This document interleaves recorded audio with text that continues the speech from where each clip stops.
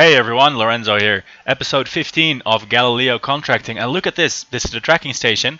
And where in the previous episode we concluded that the relay network didn't actually work because the direct line was better. Look at this. The tracking station view actually suggests that the relay network is working. It is just not quite necessary because a direct connection is also available. So awesome. Mission accomplished. Still not necessary because, as I said, the direct connection is stronger even than the relay connection, and it is very weak indeed. Look at this faint red color. That does not indicate a strong signal, but still it is technically working. So we have a redundant communications network to the Thellumo initializer, which is awesome. That said, let me have a sneeze. Wait, no, managed to not sneeze. We are going to fly the Thellumo initializer this episode, so let's get right to it and see if we can establish any kind of orbit. So, just to recap the mission that we're attempting to do, we have on our way on a hyperbolic orbit around Thellumo a communication satellite and 2 landers. The landers are kitted out with heat shields, but we don't know whether Thellumo has an atmosphere or not. Let's see if we can basically gauge nothing from this. We can see how much delta V we need for a circularization attempt, and I can already tell you we do not have that. We have 1700 meters per second. We might be able to squeeze a little bit more out of the lander. So what we're going to do is to alter our trajectory to pass really close to Thellumo. That we should be able to do. Whoa, that is already quite a big chunk of our delta V budget. So we're gonna go like right on the edge of an intercept here, or I mean right on the edge of a collision course here, and yeah, wait. Let's actually turn that further. I wanna collide with the planet on the other side because that would keep us in range of Gale and the comm network. Probably. Hopefully. Yeah, so that is going to be a challenge. Still, we're not one to shy away from a challenge. We're going to try a flyby pass of 30 kilometers. And let's see, we do have some thruster capacity on these landers. So once we're on this flyby course, we're going to send one of the landers ahead a little bit. Yeah, that's what we're going to do. First, though, let's establish this. Of course, the more rocket sciencey people of you... Hey, we have a service bay here. What's in there? Oh, science equipment. So we can do a bit of science return.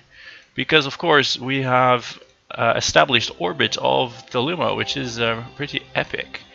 Yeah, rendering the goo canisters and stuff inoperable, but that's you know, nothing to be done about that. We didn't bring any scientists after all. We have another one, battery obviously, and we get a world first science data from Thellumo. That's great.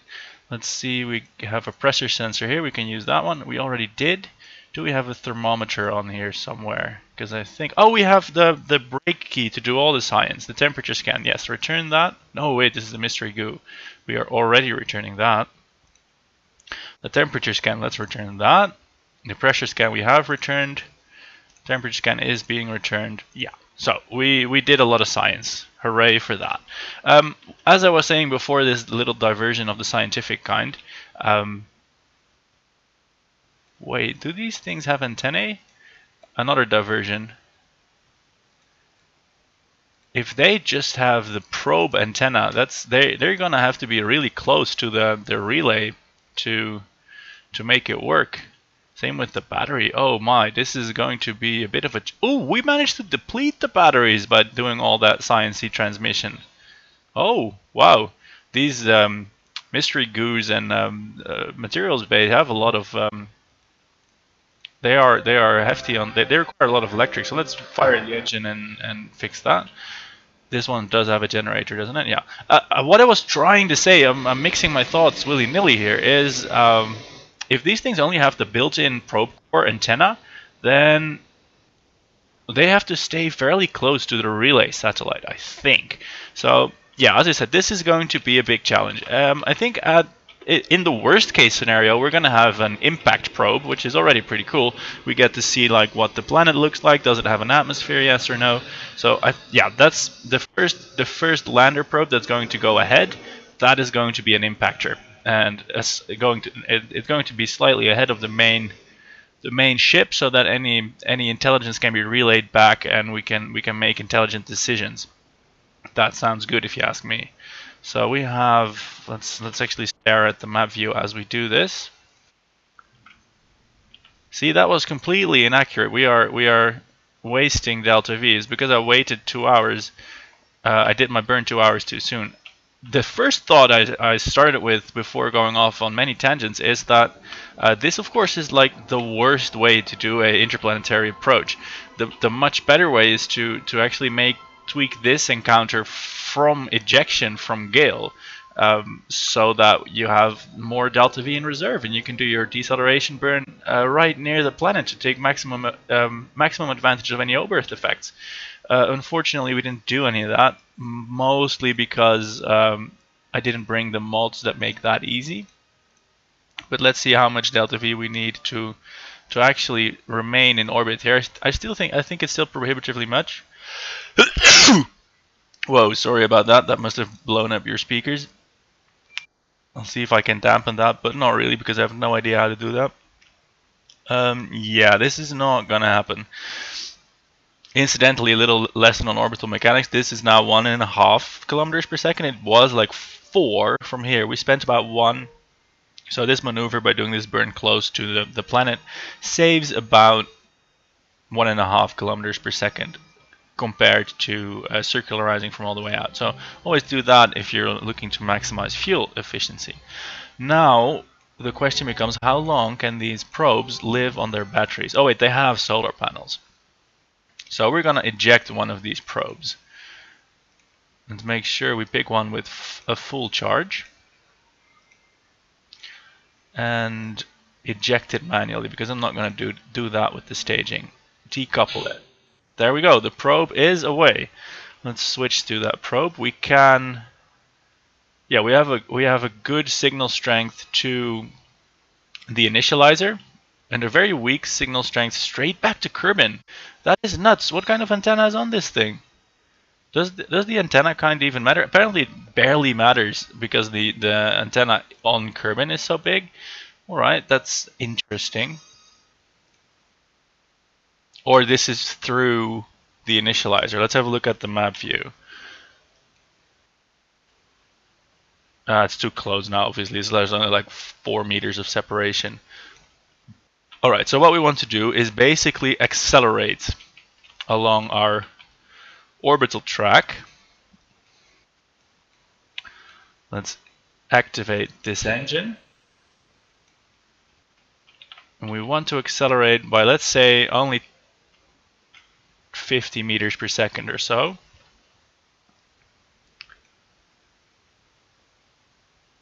Because the impact is still a good little while away.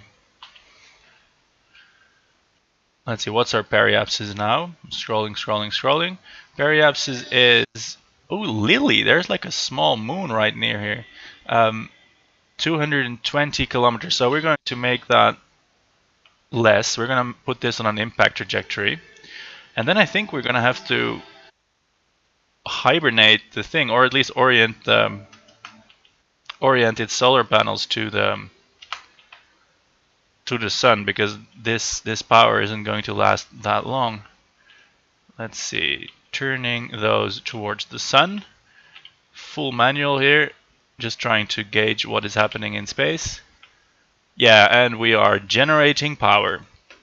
Cool. So let's figure this out, right? This is going to take 2 days and 3 hours. Well, we did accelerate, so we are going to be pulling ahead of the other ship. Let's see if that is actually going to happen, though. by any meaningful distance. Yeah, that's definitely gonna happen. We're gonna get some separation between these ships. Our electric charge is working. Our link with the initializer is also working, and we can then. I mean, what is our distance from here? Can I target it? Distance is 1,000 kilometers. It's going to be like, let's say, another 1,000 kilometers. So it's 2,000 kilometers. We're approaching at 4 kilometers per second. So that's a good couple hundred of seconds. That will be enough to like make some final alterations to the approach. Cool. And do we have any science? Does the brake thing work on this? Yeah, the temperature scan. Did that not relay before? Well, let's try and transmit that. And not this one. So that one also got broken. Cool. On we go to Thellumo. Wait, did we get a periapsis again? No, we didn't, right? No, it says periapsis is 180 kilometers, but I thought we made it to be. Oh, maybe it's because and set the target. Our periapsis is 0, right? We are heading for a crash. Yeah, we are heading for a crash properly. Look at that tiny moon there is though. So let's see about warping here. Just right close to the planet. Our electric charge is happening. Oh look, maybe we could get a flyby of this moon. You think? No, probably not. We don't have the thrust. Oh, actually, this little lander has like 2 kilometers per second of delta V. Oh, right, that changes everything. That means, would the relay probe have that as well? Cool. After this thing makes it to like the surface or crashes, we can maybe establish orbit with the individual satellites. That would be awesome. Also, speaking of awesome, look at this planet. I see clouds. I'm fairly certain that there is going to be like a atmosphere here, and it's got rings. It's like a Earth-like world with rings. How cool is that? Really cool, actually. All right, we're at just a few 100 kilometers. So let's do a science pass. This is still high over the planet. Now I have to be careful to not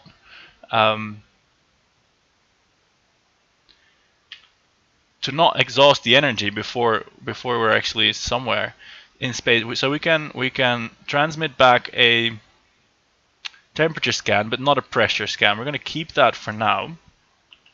And let's have a look at what this lander is going to do for us. We have a Verbo simulation log. I don't know what I saw there. Oh, that's this. Cool, we don't need that. We have a lot of delta V in this little engine, so let's put it to use and slow us down. Because we're coming in awfully hot, and I think there is probably gonna be an atmosphere because there's clouds. And we're coming down under this ring. This is awesome. This could be like a good candidate for colonization this way. I don't think we're in the atmosphere yet. That suggests it's about the same size as, at least not horribly bigger than Gale. Even looking at the curvature, it might be a little bit smaller than Gale. The gravity seems to mean business though, because we just exhausted 2 kilometers per second of delta V into it, and we are accelerating really hard. But that could also be due to our orbital trajectory. So, however, it does have a moon that's orbiting really close, so maybe this. Let's actually order this to orbit retrograde. Let's have a look at the science. We're still in space, so the atmosphere isn't very tall. Let's see, can we decouple this? This is decoupling the engine, right? It's not decoupling the heat shield. So let's actually do that. We are still in space. The atmosphere is really tiny. Maybe the gravity is that high. Yeah, there we go. Ditching the. Wait, no, here we are. I thought we turned into the engine, but oh shit, the ablator is going. It's going really fast. Something is exploding. G limit. Oh my god, we definitely need a shallower entry angle. The atmosphere started at like 40-ish kilometers. I didn't think to get. Let's see. I want my probes. Yeah, we need to go through the tracking station. So the atmosphere starts at 40-ish kilometers. Let's go back to the initializer. 40-ish kilometers then, and we would require. Where are we? We are close. We are close. We have a periapsis of 180 kilometers, and at least with all right, let's actually. I'm struggling what to do because I can use this fuel to decelerate a little bit, or make the periapsis even closer. Make the periapsis like 70 kilometers because that still didn't have an atmosphere yet, and that's not going to be a safe orbit due to this moon. Yeah, it's going to have to be like 80, 90. Let's actually check how much delta V do we need for an elliptical orbit, because we're going to do this. That's 1500. That's less than this lander had. So at least with the lander we can go for an orbit. And let's have a look at this relay satellite, because we definitely need the relay to... Now that doesn't look as good, see, because the relay itself doesn't have any thrust at all. So if we do that with the lander, then we won't be able to get the relay in orbit. So that's a problem. That makes me think that the best thing to do here is to eject the lander, shoot it just a tiny bit ahead of this ship again, and try just for a better approach angle with a periapsis of like 35 kilometers. So yeah, that's what we're gonna do. We're gonna try a science pass here with the better electrics of the mothership. Also, yeah, I'm reminded that the satellite only has power, is the only power providing thing for the mothership. So I don't want to transmit too much, because then the lander could run out of juice. Anyway, we only have the mystery goo that's new here, so let's transmit this one. Let's not accidentally waste the one on the lander. Cool. 10 mits. That's, yeah, it's draining some batteries, but hopefully not this one. It's draining that one a little bit. All right, let's not worry too much and just go. Here we go. Another lander has been deployed.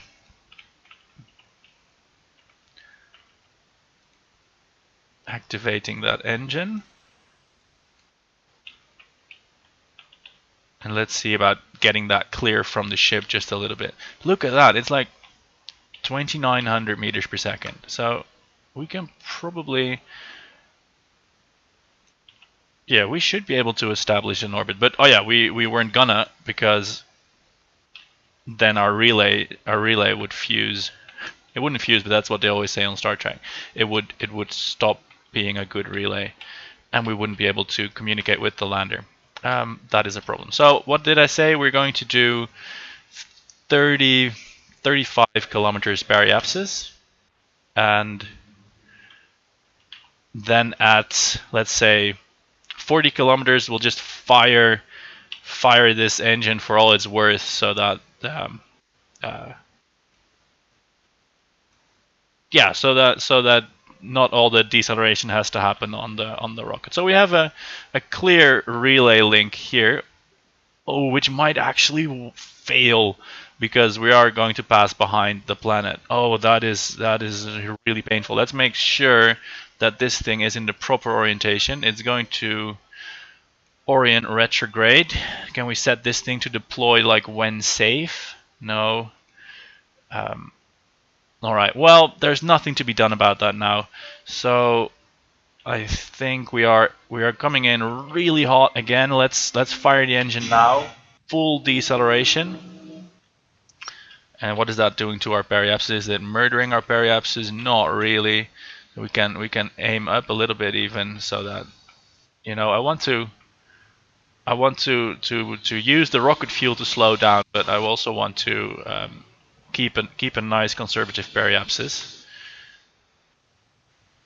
We're almost out of the rocket fuel. That is good. That means we can ditch the thing. There we go. And I want to get back to this one, please. And now we're in the hands of Newton. We are not coming in as hot as we were. We're not on a straight collision course. Even if, and we're starting to eat Atmo because these things are coming back at us. Even if we won't, if the com, I can't talk. Even if the com drops out, we can still observe whether or not this is a workable entry. And I think not, because look at that ablator. It's just melting away. We are at a. Actually, I want to aim you retrograde.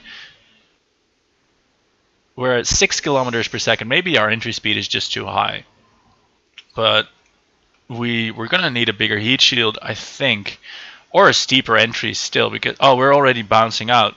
Oh crap! Was that may not have been steep enough actually. So we just ate. Let's quickly get the science from them, and we don't have control. Oh, that is a horrible failure. So the lander lived, but it's not gonna land. This atmosphere does seem to present a challenge, or our interplanetary intercept was like way too hectic, which it could have been, which it probably was actually, because we went for a fairly quick intercept with a lot of rocket thrust and a high velocity differential. So I'm intrigued by this planet. We should go back. I think we should land on it, and we've now learned we can use heat shields, but we should use big heat shields. And we've learned that the big antenna is enough to communicate back to Gale, and we're probably going to unlock an even bigger antenna, so that will make things easier. Cool. It's a bit of a shame that we didn't manage to get a sample from the atmosphere, because the communications black out. But oh well. This thing is going to shoot off into space, and we're going to see if we can make something happen with the initializer after all. If I can manage to select that. My voice is going. That's not great. Let's go via the tracking station. Back to the initializer. There we go. Now this one's probably has a communications error blackout as well, because this was right near the lander. But this one is not going into the atmosphere actually. So as soon as this comes back, let's see if we can decelerate. Yeah, there we go. Our communications is back.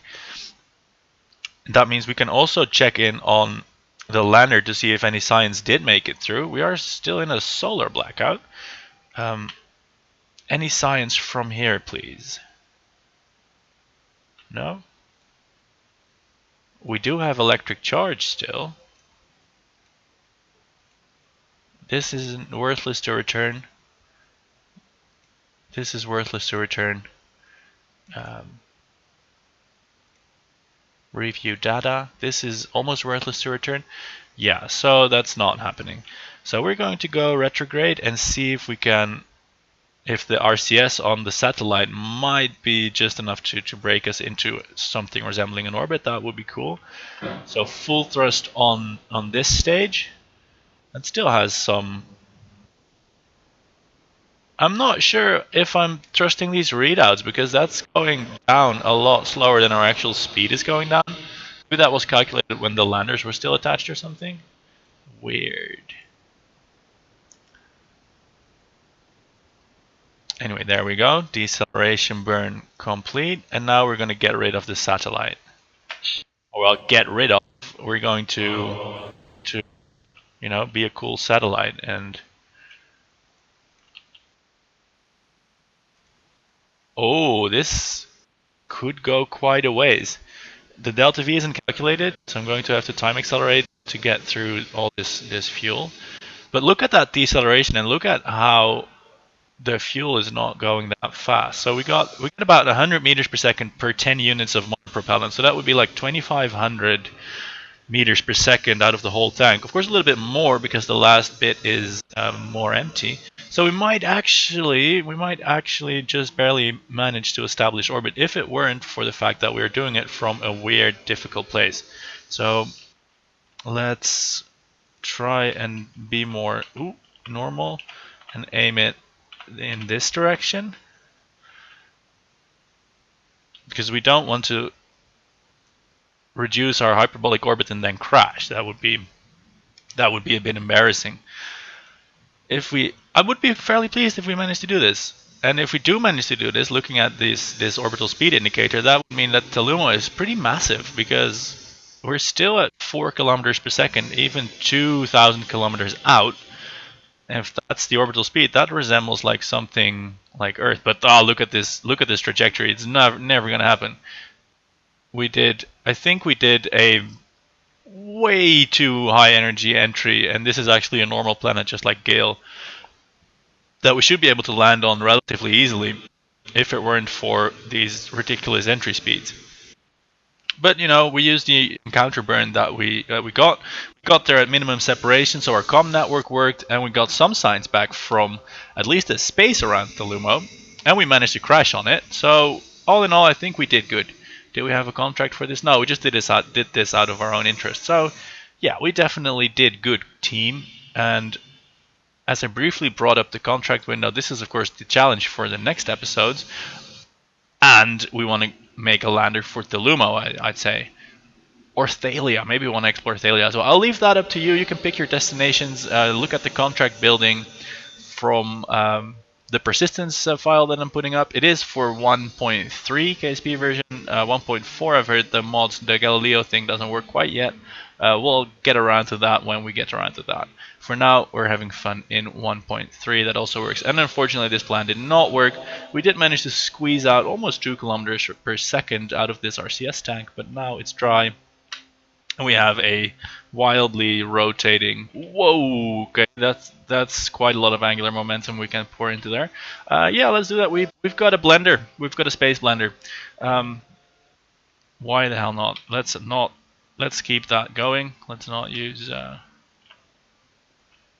Yeah, can it do science? No, can't do science. It's completely shot. Cool, and we're going on a weird orbit that is... What is our orbit gonna be? It's gonna be like between Gratian and Thellumo. Why not? Somehow we got a big gravity assist from there. Cool, that is the episode today. Waiting for your craft for the Moho 3 course. Don't know why it's called Moho 3. Maybe that's from the stock game still.